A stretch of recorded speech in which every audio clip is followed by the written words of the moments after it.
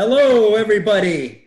It's the Mellow Man here, and I am back on the line, on the call with now someone who has become a friend. I've spoken with Martin Lara a month ago now, and he has now become a friend and one of my resident experts. Martin is the author of Uropathy, the Most Profound Holistic Therapy, a book that was written over 20 years ago now. Martin, how old is the book? 1999, but I was working on that since 1995. Okay, so it's about 20 years old then. Yeah, about absolutely. 20 years old. But Martin has been involved with the science of uropathy, the holistic therapy, for over 25 years. He was featured in Newsweek magazine. Yes.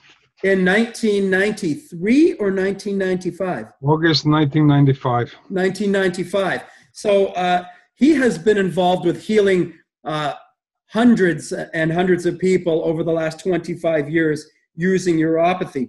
But he has other books. He's an author of a book called The Salt Deficiency. And that's why I've kind of got him on the call today. He's in the process of writing another book on the breast cancer, the healer, the healing method, the way to heal breast cancer. And he is also the creator of the universal remedy, which I don't know of anyone else that's talking about the universal remedy. And that's why we're going to have another call in the next week or two to talk just about the universal remedy. So, you know, this man has been sharing knowledge and truth for 25 years, and I mean extensively. He's run programs on the air, on the radio, online. He's written numerous books. He's just a master, a Jedi master, and I want to, you know, bring him forward into Facebook current times and online current times, and borrow some of his credibility and borrow some of his knowledge and bring it to the light. So I'm really glad that he's made time for me again and is allowing himself to be a source for me of credibility. So I want to shine the light today on just this one thing, and I want to do it short. I want to be done quickly, but I want to talk about the salt deficiency. This book. The salt deficiency, okay? Because I think from, you know, the last month of experimenting with salt treatment myself, that there's definitely some truth here, and I haven't seen or heard about it anywhere else, and I have experienced it by my own practice, my own experiment, my own practice. I have seen and felt the improvement of this. So I've got to bring you back on the line here, Martin, and discuss what this is about.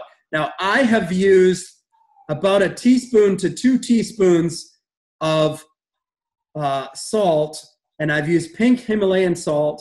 I've put it in 6 to 8 ounces of water and just drank it like that. I've also experimented with heating it and then making it into about 1 liter of water and drinking that, and experimented with both of those. And I found that both of them to be beneficial. And I do find that the hot water, the salt is absorbed better.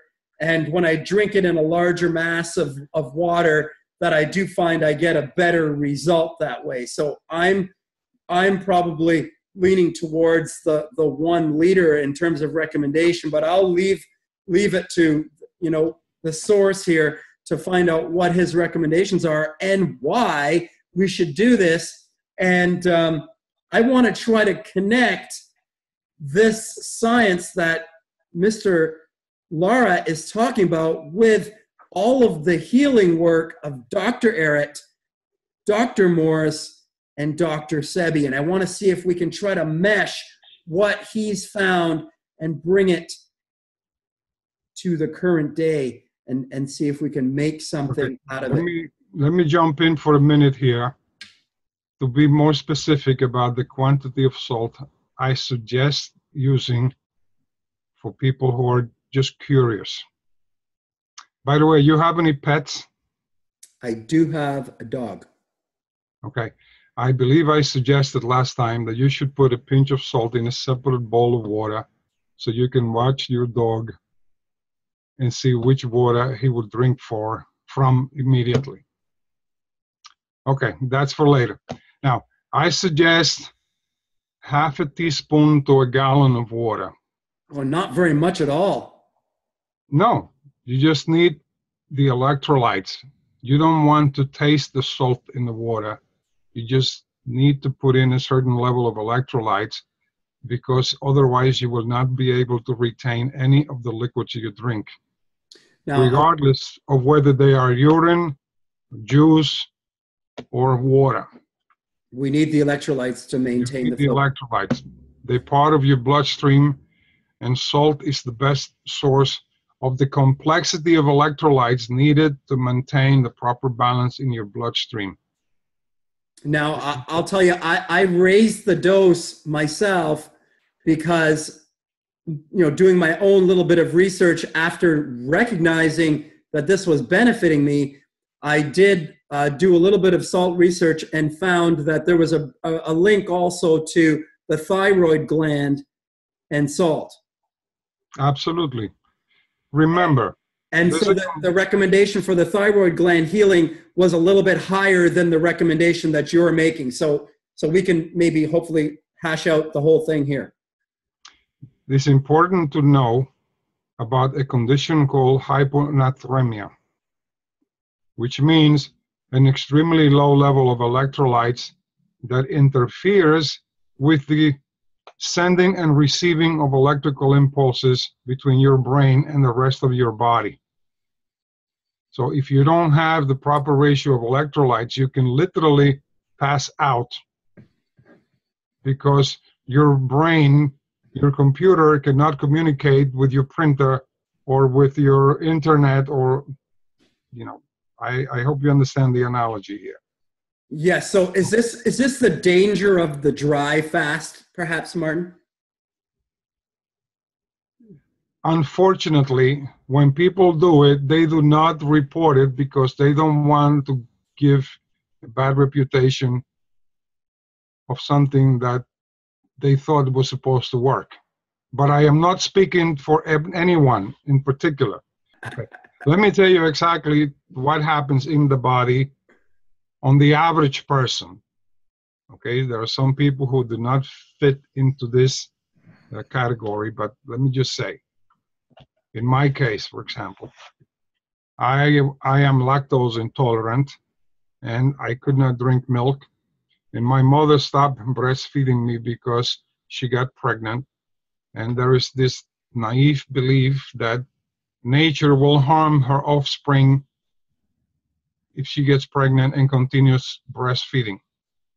So I didn't get fed by mom, and I couldn't drink the milk that was consumed by everybody because it would cause horrible cases of diarrhea.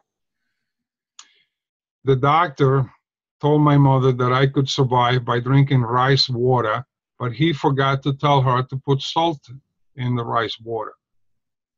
Okay, so throughout my childhood, my mother used to sleep with candles under her pillow because she was expecting me to die any one of those nights because I was so sick constantly. This kept on for many years, okay? And I was the only person that was sick in a family of 12 because milk was pasteurized at home and they added additional salt to the milk besides the salt milk contains, which is fed to cows because cows get very sick if you don't give them salt. They get a lot of blood-sucking ticks. And the farmer knows when he sees the blood ticks is because there's no more salt blocks out in the pastures. Okay, this went on until I turned 45, at which time I had also developed hepatitis and even checked into a hospital. And after 3 days, I signed myself out, came home, and ended up drinking a cup of hot water with a large amount of salt. Okay?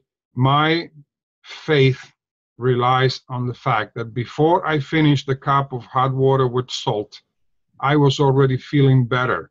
Again, before I finished the cup, I was feeling better. So from that moment on, my mind started looking into all of the reasons why the medical industry tells people to eat no salt.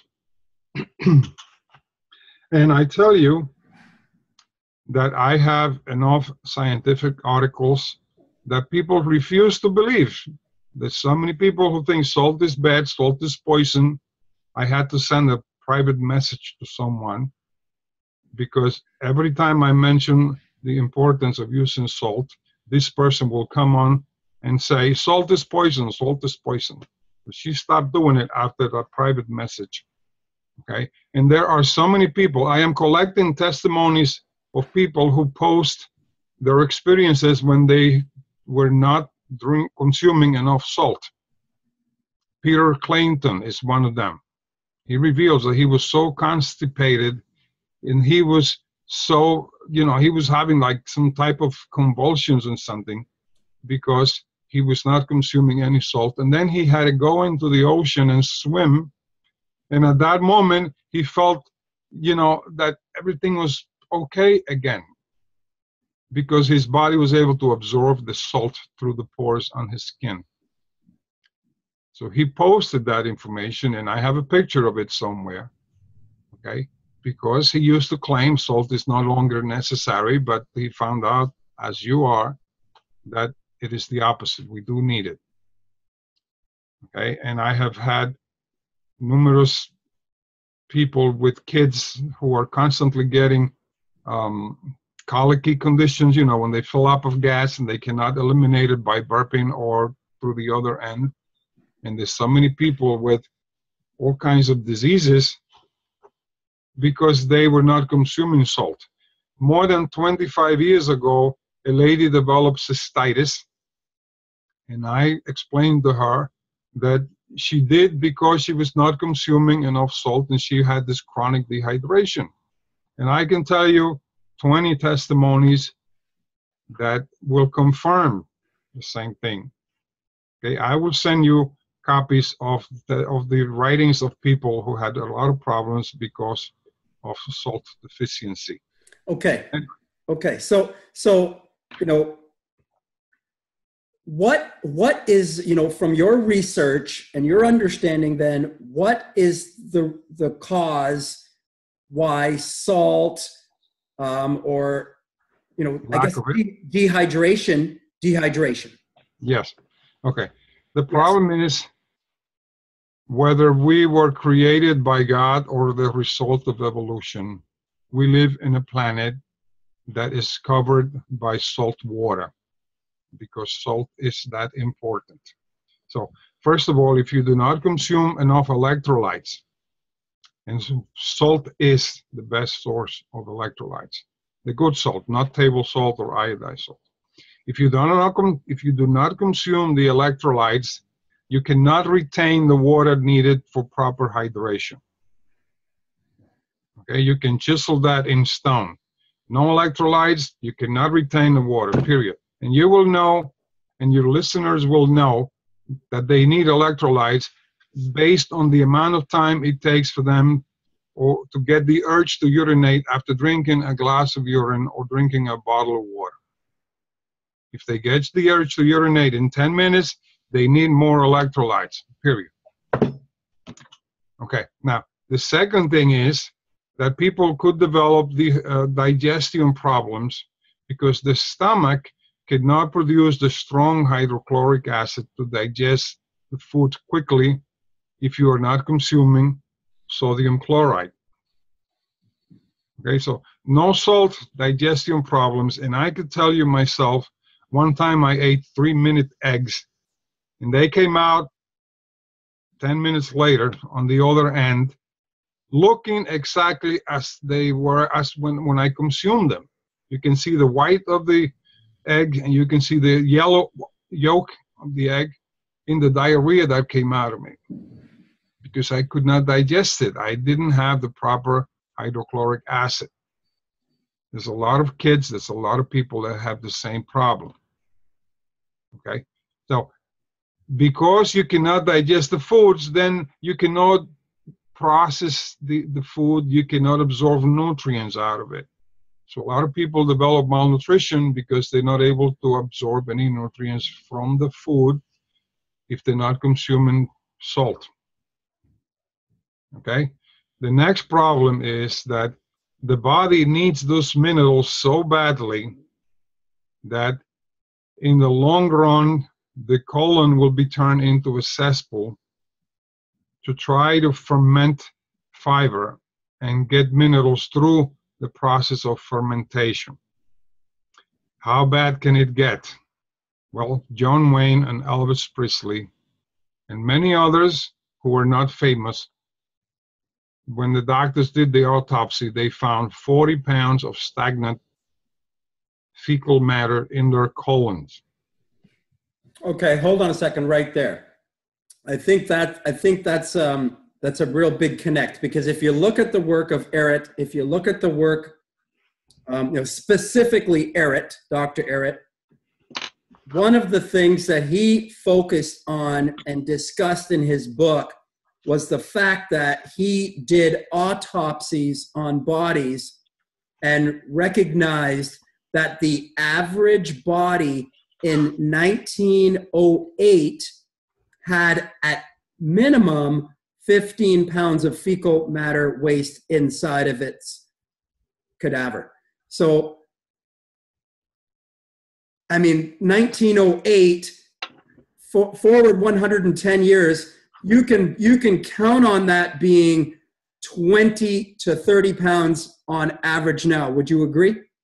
Yes, because people are dehydrated, because they're not consuming salt, because they're listening to the doctors who claim salt is bad. And we're also over-consuming way more food, and we're eating way more processed foods and less fiber and less quality foods than we were in 1908.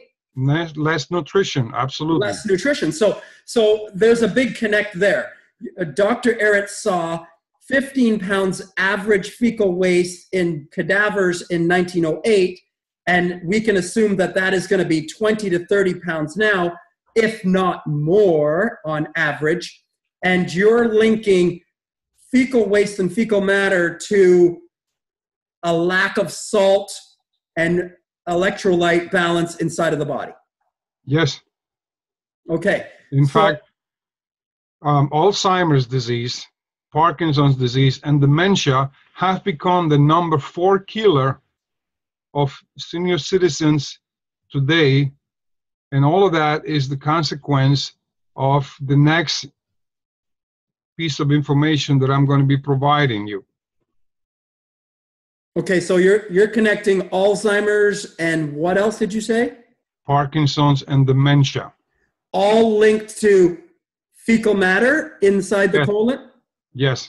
You have a direct connection between fecal matter and Alzheimer's and dementia? Yes, absolutely.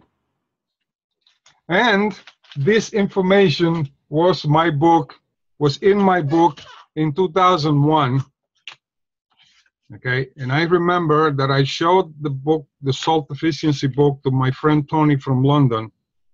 Okay, and he was extremely impressed because on that same day that I arrived, there was an article in the New York Times confirming my allegations about a connection between Parkinson's and constipation, or rather bowel irregularities.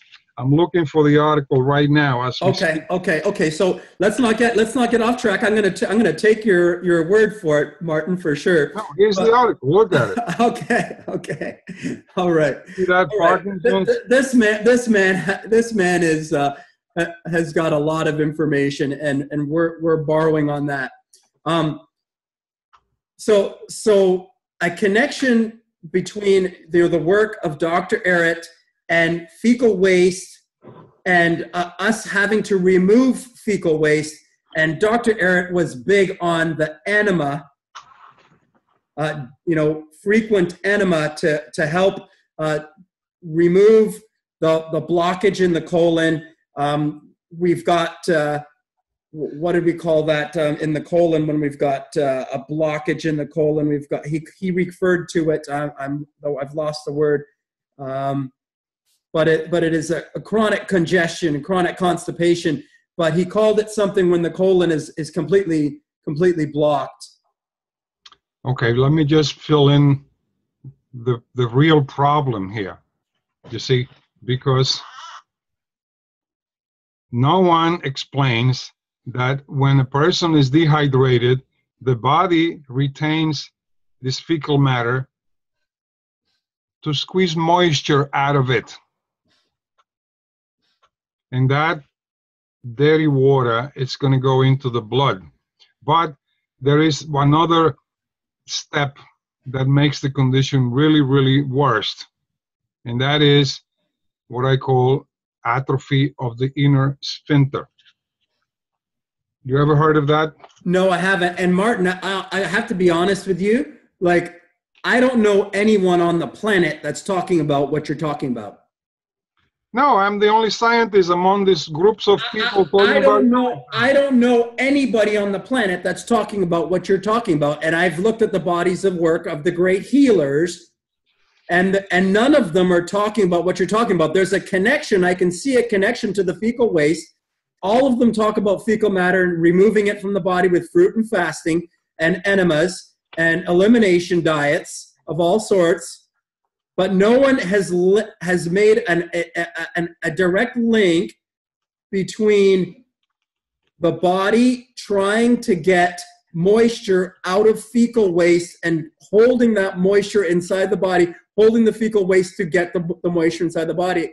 I think that you're on something here that is so unique, and that's why I had to come back to you for a call here, because I don't know anyone that's talking about this. It's got to be a light has to be shone on this. I think the salt water flush, the salt water treatment is important, and it's just another one of your great efforts that needs light, sir. And that's what I want to do today. I want to shine light on this. Let me interrupt you for a minute. Okay. The drawing that I am showing now is my own drawing. You see that I've shown there the inner sphincter? Yes. Okay. This muscle is in good working condition on people who are healthy, people who do not have asthma or bronchitis or pneumonia, emphysema, lung cancer, congestive heart failure, and the diseases that affect the brain, Parkinson's, Alzheimer's, and dementia. People who are healthy have a healthy inner sphincter. But when waste builds up in the colon, this condition develops, and you see that the inner sphincter has completely become atrophied, and it practically does not exist anymore, because the waste accumulated in the colon and all the toxic chemicals produced by the putrefactive bacteria and parasites in this filth, they cause atrophy or irritation of the inner sphincter, and that's when the problem begins, because anything that goes in the rectum passes directly onto the bloodstream, just like suppositories do. Are you familiar with suppositories? Yes. They are medications that go in rectally. Yes. You put it into the anus, and they are extremely powerful because anything in the rectum goes directly to the blood, bypassing the digestive system, the kidneys, and the liver. You see, so when something goes directly into the blood, it goes to work immediately. That's why doctors don't want to use them anymore. They want to keep you sick. But if something causes irritation above the rectum, like in the conditions that you're describing, then the toxic waste in the colon is going to come down to the rectum, and from there it's going to go directly into the bloodstream. And this is what causes pneumonia and emphysema and, you know, lung cancer. And then this waste comes into the heart, and the heart just, it becomes so weak and it gets enlarged and it develops all kinds of problems. And then this waste goes into the brain, and it continues recycling between brain, lungs, heart, brain, lung, heart, and it spreads all over the body, and it starts to cause some serious complications in the joints, in your pancreas, in your kidneys, and so on and so forth. Okay. Let's cut to the chase, Mr. Lara. What is the remedy? The remedy is, okay, or the saltwater flush, as you describe it. It's not the salt that is causing the flushing reaction. The body doesn't need to hold on to its waste once it is getting the electrolytes from salt. The body flushes itself out because, hey, there's no need to drink water from this shit when I am getting clean water from the entity in this body who is finally realizing, hey, I need electrolytes in the water. So why should I drink water from the cesspool when I am getting fresh water down the mouth? You see, so the salt water doesn't clean you. The body cleanses itself because it doesn't need to go foraging for food in the garbage dump when he has enough money to buy it fresh from the store. Okay, so the salt water treatment needs to be added to everyone's life. Well, I would like to suggest that people do the experiment to determine on their own whether this is something that will bring in profound benefits or they don't need it. Okay, so run a personal experiment. Yeah, I mean, prophylactic. Do it prophylactically. Do it just to see what, how the body responds. And if it works, if it makes you feel better, if you find out that you have bowel regularity and you start having soft bowel movements, then you're going to be healthy because your body's not storing any waste. Okay, not your minimum. Tell me your best recommendation, not your minimum recommendation. Give me your best recommendation for someone to run a test. Start with 1 teaspoon of salt to a gallon of water. That much water? Wait. I didn't say drink the gallon. Okay. I said put in a gallon the amount of electrolytes a teaspoon of salt contains. And then you drink from the gallon anytime you're going to drink water and you happen to be at home. Okay, but okay. The most important water to drink is just before you lay down to sleep. And then when you wake up, not when you run out of bed, when you wake up, drink water from the same gallon and relax in bed for another 5 to 10 minutes to give your body a chance to analyze the volume of water available for the day.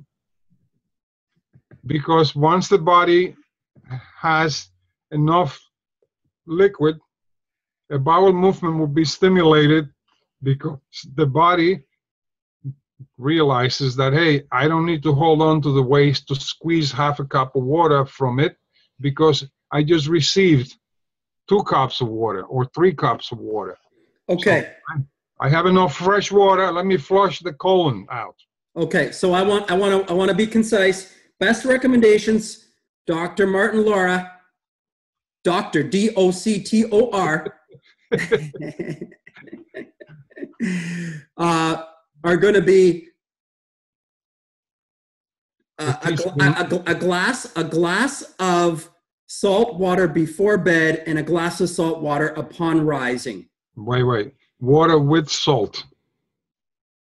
Water with salt before bed, water with salt upon rising, a cup of water before bed and a cup of water upon rising with salt. Yes. From the gallon in which you dissolve a teaspoon of salt. And then you need to adjust it up or down because some people need more salt than others. Okay. So Okay. this is just a suggestion to start. I like it. I like it. I've got to run because I got to get to my next thing. I'm glad I was able to corner you and get this information. I feel like I've got a little bit more understanding, and now I've had a 1 month trial, so I know that there's truth and value here that my customers need to have and I want them to have. So I'm going to make sure that I include this in my program recommendations. Okay, 10 seconds. Yes. I met an oncologist while driving the taxi who had a sore throat, and he had postponed a few appointments because of patients who had a weak immune system, and he didn't want to expose them to germs in his throat. So for 7 minutes or so that he was in my taxi, I gave him a little jar of salt that I carry with me. And in that period of time, his throat got better because he was just swallowing the salt and let it trickle down the throat. Just by coating it with salt, he got better. Then he said to me, "Thank you, cabby doctor." He took my salt and gave me a good tip. The cabby doctor. Hey, John. Yeah, the cabby doctor. The cabby doctor. John, this is great. I'm feeling so accomplished in these past few days. Thank you for the opportunity to share this information. Thank you, sir, for being my resident authority. And I will reach out to you again, and we'll do this again definitely within the next 2 weeks. Let's say that, sir, okay? Great, John. Thank you. Thank you, sir.